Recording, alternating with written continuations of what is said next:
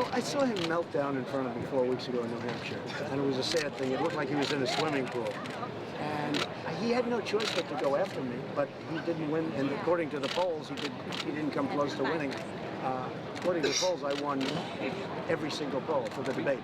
I think that he had no choice but to be aggressive. Same thing with Cruz, because they're way, way down. I mean, Rubio's losing by 22 points in the state of Florida, and he's a sitting senator, even though he never shows up. You know, he never shows up.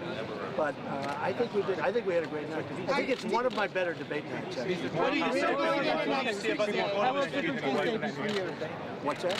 Senator Rubio seemed more confident to you than he was in that New Hampshire debate. Well, anything was more confident. That was the least confident I've ever seen. The guy melted down in front of me. I looked over. I said, "Are you okay?" He looked literally. He was sweating so badly. He looked like he got out of a swimming pool. I've never seen anything quite like that. But one thing I know from being an athlete: once a joke artist, always a joke artist. You never get better. And he chokes. And that's I have a lot of very strong supporters.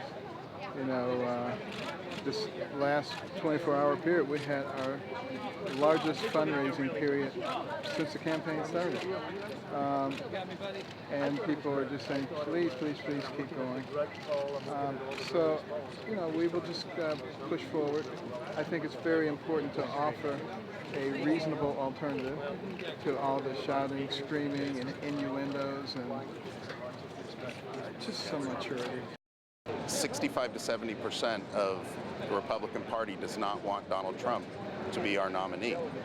The only way that we're going to defeat him is if someone emerges as a leader of that movement.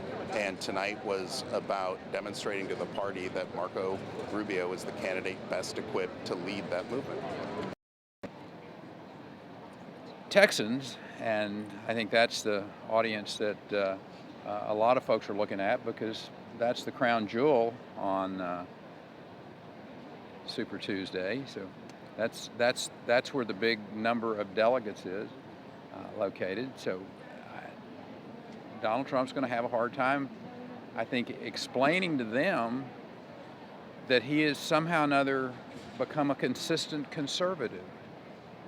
There's one consistent conservative on that stage that I see, and that's Ted Cruz. I'm insulted because I'm an immigrant. I came here legally. I became a U.S. citizen, and I want to know Mr. Trump, a few words. Mr. Trump, a few words for Australia. Mr. Trump, a few words for Australian fans. How are you? Good to see you. Donald, Mr. Trump, before you